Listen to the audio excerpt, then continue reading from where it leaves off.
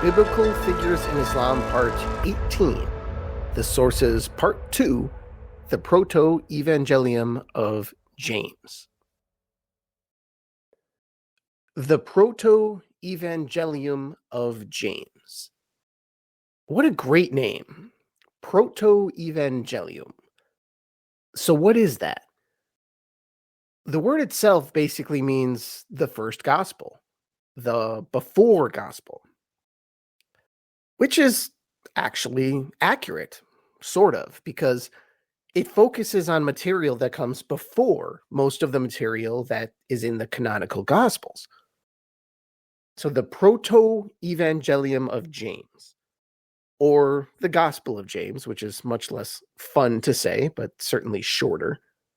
It's a before Gospel, or it claims to be, and it comes from a very similar time as the infancy Gospel of Thomas, which we went over earlier. In the infancy Gospel of Thomas, the part we covered was the very small part of it that may or may not have made it into the Quran. And the Protoevangelium of James, or the Gospel of James, it's the other one of the early, and by early I mean the first few centuries after Christ. So it's one of the early apocryphal Gospels that are, let's say, Islamically relevant. And as we go later in time with these apocryphal Gospels, we'll get to later ones. This isn't one of them, but just keep in mind for the future, there is a bit of a controversy of whether they are sources for the Quran, or arguably the Quran is a source for them. And the reason is because the last two apocryphal Gospels that we will do, which is the Gospel of Matthew and the Arabic Infancy Gospel, sometimes called the Syriac Infancy Gospel, they were written very, very close to the lifetime of Muhammad. The question is, was it before him or after him? But this episode, before we get to that, I'm trying to stay roughly chronological with these sources. So we will go over one more writing that is undoubtedly, indisputably, much, much older than Muhammad. And like I've said a few times, this document is called the Protoevangelium of James, or the Gospel of James. And who is James? James is about as unspecific of a name as you can choose if you're talking about people who were sort of in Jesus's orbit back in the day. So which James is this? Who is claiming to be the author? I mean, it's in the text itself who the author claims to be. The author, even if it is a lie, is claiming to be the James. I'm talking about the relative, possibly even brother or half-brother of Jesus himself, or Jesus's older brother from Joseph when he knew Mary. Regardless of where your beliefs may be on that, I'm talking about the same James who has an epistle in the Bible. So there's a lot of authority behind that name. And it is called the Gospel of James, but it has pretty much nothing to do with James. And full disclosure, he almost 100% surely did not write this. And he had little to do with it. It's not like someone say, oh, hey, here's this writing of James, I'll put it on something. Well, probably not. It looks like his name is just on it for apostolic street cred. Some kind of link to the apostles to give it authority, which it never in the end received, because the church rejected this gospel with extreme prejudice. It was likely a forgery by someone who wanted to make a particular point about Mary. And the origin is usually considered to be somewhere in Syria around the year 150. Now, James, the actual James, he died in Jerusalem in 62. And he may or may not have ever made it to Syria. But no actual apostle or anyone who knew the apostles attested to this gospel. I mean, very few people, maybe almost zero, connect this to James the Righteous, which was the James's sort of official name. And also, it's not really connected to any of the other Jameses in early Christian circles. I mean, no one really. I mean, in any book by a secular scholar, they agree with the church. James is not the author of this thing. Not a chance. Again, there's a reason the four Gospels are the four Gospels. It's not a random selection. But we are not talking about the canonical Gospels. So, arguably, some of the stories of Mary and the infant Jesus that you will find in the Quran probably have their origin here in this document, at least from a literary perspective. And later, in the Gospel of Pseudo Matthew, kind of a later rehash of the same material.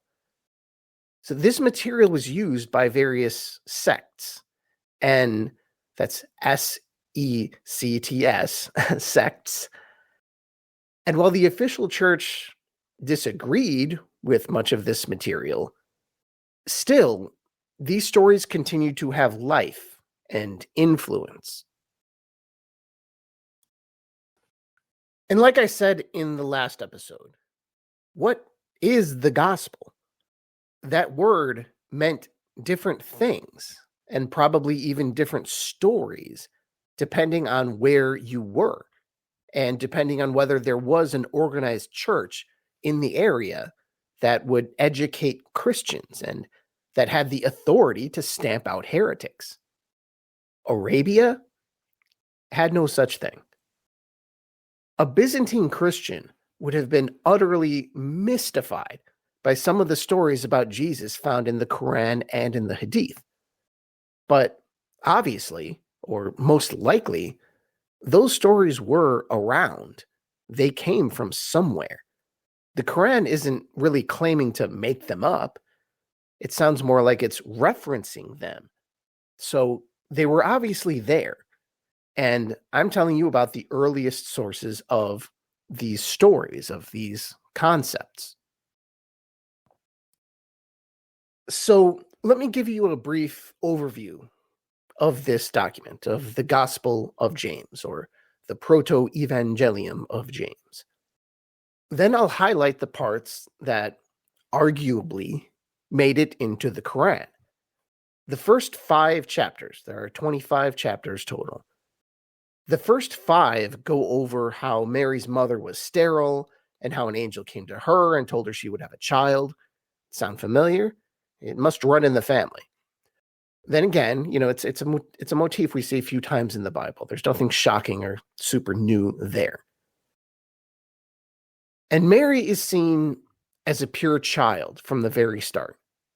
And she's taken to the temple, and the priests love her. At age 12, they decide that she should get married. And Joseph basically wins her in a lottery. You can see we're really veering from the standard biblical story here. And then, a few years later, eventually the angel comes to her. She is overshadowed by God, and she conceives Jesus. And it says she's 16 at this time, by the way. It actually gives an age, which is interesting. So then she's 6 months pregnant, and Joseph comes home. He comes home. Where was he? Well, Joseph had been out and about building things for a long time. So he comes back and he sees what's going on. And of course, he freaks out, as many people would. But an angel sets him straight in a dream. Oh, I should mention, she had been made a virgin of the temple by this time. In this story, she had been consecrated in this role while Joseph was away. So this was doubly scandalous. So Joseph believes Mary, but the temple is another problem, because this is obviously a very big deal. And now Joseph is the one in trouble. Mary doesn't have to just worry about Joseph. She has to worry about the temple authorities. Because now they're probably going to think Joseph is the one who impregnated Mary. So they give Joseph the water test. This is a very Old Testament thing. Basically, you drink some cursed water, you go away for a while, and if you don't die, you're innocent. So Joseph passed, and he and Mary left the temple, seemingly okay. And then came news of the famous census, and Mary and Joseph go to a cave in Bethlehem, and they find a midwife to give birth. Jesus is born, and Joseph tells the midwife that, hey, did you know that a virgin just gave birth here? And at this point, it gets a bit graphic. I mean, not a bit graphic, a lot graphic. Seriously, if you have this on in the background, send the kids away for a minute or two, or skip ahead a bit, because this will be really, really hard to explain. It's PG-13 at best. It would be R-rated or worse were it on video. Okay, ready? Seriously, get the kids out of here. All right, 5, 4, 3, 2, 1. Okay, so this is a nativity scene you've certainly never heard, I'm sure. The midwife, sounding an awful lot like Thomas after the resurrection. Seriously, these are almost the exact words of doubting Thomas in a different context. And seriously, this is what it actually says. The midwife says, "As the Lord my God lives, unless I insert my finger and examine her, I will never believe that a virgin has given birth." Yeah, it's probably better that did not make the real Gospels. And it didn't make the Quran either, just for the record. So, continuing on with the Gospel of James here, this midwife tells Mary she's going to undergo an examination. And Mary is so passive in all of this. And Joseph is just standing there, letting it happen. And the midwife is basically saying, assume the position. And can you imagine trying to read this on a Sunday morning? Now, I should note that the science behind this is pretty sketchy, but this is 2,000 years ago, so just roll with it. The midwife actually puts her finger in there, and then the midwife realizes what she's done and that it's true, and she just goes nuts because she's sure God is about to burn her arm off for this kind of blasphemy. So she apologizes, and an angel forgives her. The wise men contact Herod as the story keeps going, and he goes berserk and he wants to kill all the babies. But what's different here is that it actually mentions John, as in John the Baptist. So his father Zechariah is martyred trying to hide John the Baptist, and he was murdered in the temple of all places. So Herod's people kill Zechariah, the priest, in the temple. And then the priests find a dead Zechariah soon after, and then they appoint a successor to his position, Zechariah's position, that is. And then in the Gospel of James, the story basically ends. The last chapter is pretty much James telling you, hey, I'm the author. Now, obviously, not a whole ton of that made it into the Quran.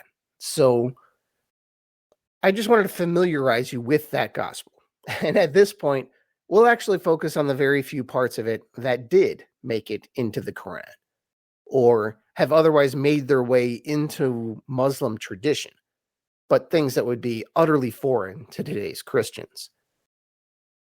And in that, I see two major stories / themes here that stand out. The first is Mary in her chamber as a young woman and receiving food from an angel. And then the second one is the lottery system, the casting of lots, whatever you want to call it, for who would take care of this amazing woman at the temple, which eventually became Zechariah. So first, we have a young Mary being supplied by an angel. This was when her parents left her at the temple. This is the version from James, or the guy pretending to be James. It says, her parents left for home, marveling and praising and glorifying the Lord God, because the child did not look back at them. And Mary lived in the temple of the Lord. She was fed there like a dove, receiving her food from the hand of a heavenly messenger. Now, again, this is very new to Christians, but certainly not to Muslims. Here's the Quran, Surah 3, verse 37. So her Lord accepted her graciously and blessed her with a pleasant upbringing, entrusting her to the care of Zechariah. And whenever Zechariah visited her in the sanctuary, he found her supplied with provisions. And he exclaimed, "O Mary, where did this come from?" She replied, "It is from Allah. Surely Allah provides for whoever He wills, without limit." So if you're a Christian kind of thumbing through the Quran for the first time and you come across this, you'd be pretty mystified by this whole concept. Why is Mary in the temple?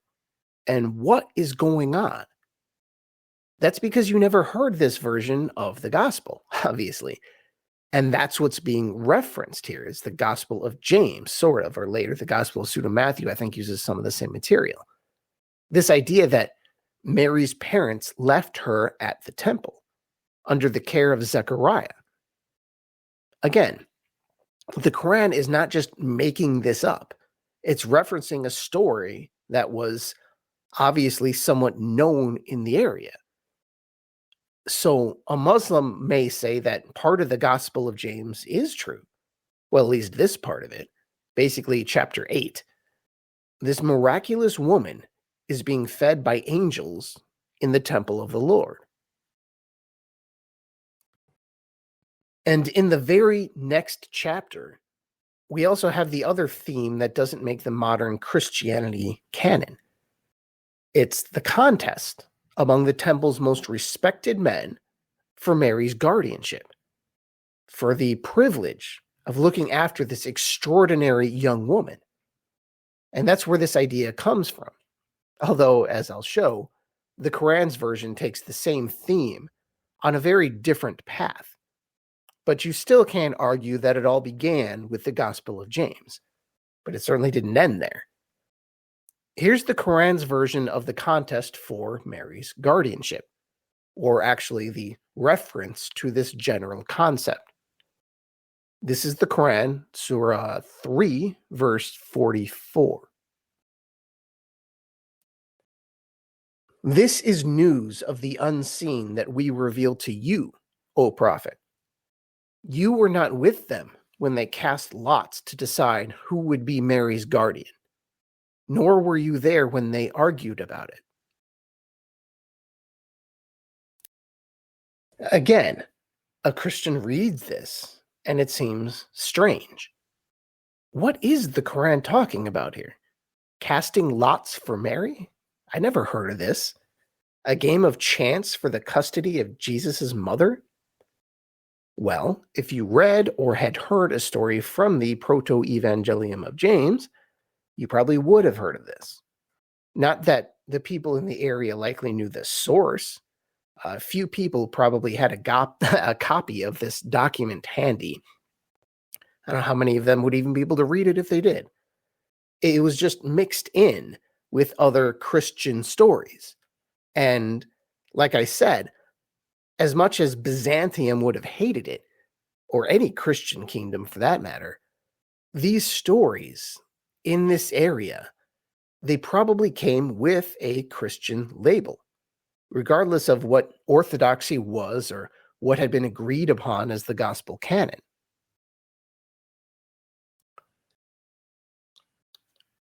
And the Arabian version of this story, while it had similarities, over the years it had clearly evolved from the version that is in the Gospel of James. This whole idea of casting lots or a contest of chance for Mary's guardianship. The Quran has this, but it's much more in the mold of, well, a different character of what would become the Islamic Mary. And like I said in earlier episodes, the Islamic Mary is an ascetic, a pure woman, a John the Baptist type, clearly above marriage to any man. So the James version starts with the same concept as the Quran has. This game to say, hey, who's going to take care of Mary? But in this case, it's about getting her a husband rather than getting her a caretaker. And it's here where the stories basically split apart. Because, as you know by now, Joseph is not present in the Islamic version. Zechariah is the caretaker. But in the James version, this is when we are introduced to Joseph. Here's this version, not the Quranic version, but the version from the Protoevangelium of James, just to familiarize yourself with it. When she turned 12, there was a meeting of the priests.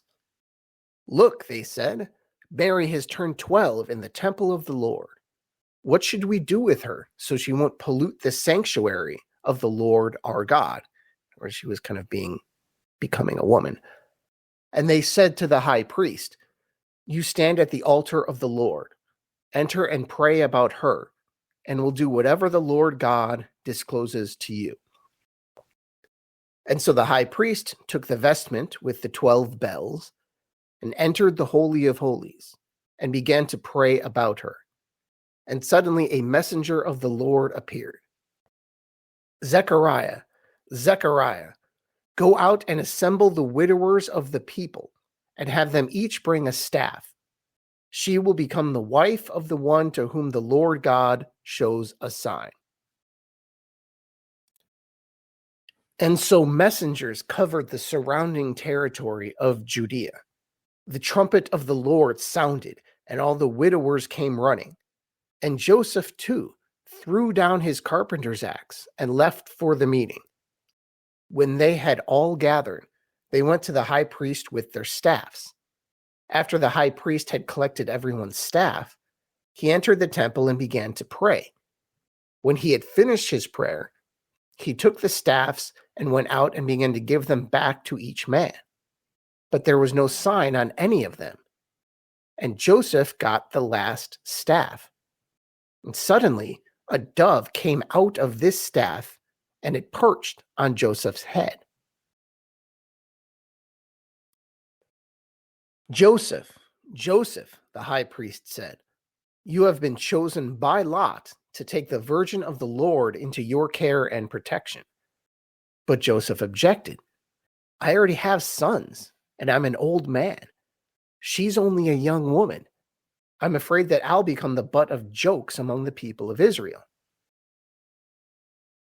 And then the high priest responded, Joseph, fear the Lord your God and remember what God did to Dathan, Abiram, and Korah. The earth was split open, and they were all swallowed up because of their objection. So now, Joseph, you ought to take heed so that the same thing won't happen to your family. And so, out of fear, Joseph took her into his care and protection. He said to her, Mary, I've gotten you from the temple of the Lord, but now I'm leaving you at home. I'm going away to build houses, but I'll come back to you. The Lord will protect you. So we have Joseph as an old man who already has kids, who for some reason goes to the temple, but then wins the prize and decides he doesn't want it. And then he brings Mary home. And Joseph says essentially, hey, I'll be back. God's in charge. So you see here another similarity between the James version and the Islamic version, the motif of God as the ultimate caretaker of Mary. That concept begins here. Joseph shows up, but he only comes to leave. And just in the Islamic version, God is Mary's caretaker. Now, the Islamic version, it takes this all the way through the birth of Jesus and beyond. But in James, Joseph manages to re-enter the picture when Mary is 6 months pregnant. So they're not the same stories, not even close. But you can see where the general concepts that the Quran is referencing may have originated and evolved after many centuries of not being codified, and may have been known to the less conventional Christians in the area that were, so to speak, removed from mainstream civilization or mainstream Christendom. And really, who knows what was being said around the wells and sand dunes of 7th century Arabia. But this can give you some idea and a good frame of mind for what may have been considered Christian thought at that place and at that time. And speaking of that place and that time, we will be going to writings far closer to Muhammad's time after this. Next, probably with the Gospel of Pseudo-Matthew and then the Arabic Infancy Gospel. The Gospel of Pseudo-Matthew used this Gospel, the Gospel of James, or the Protoevangelium of James, the one that we just discussed. It probably used that as a source, kind of the way Matthew and Luke used Mark as a source in the canonical Gospels. And some of that material made it into the Quran, particularly many of the general scene that we see in the Islamic version of Jesus's birth, where, once again, God and God only is the one who is taking care of Mary. Thank you, and I'll talk to you next time. Inshallah.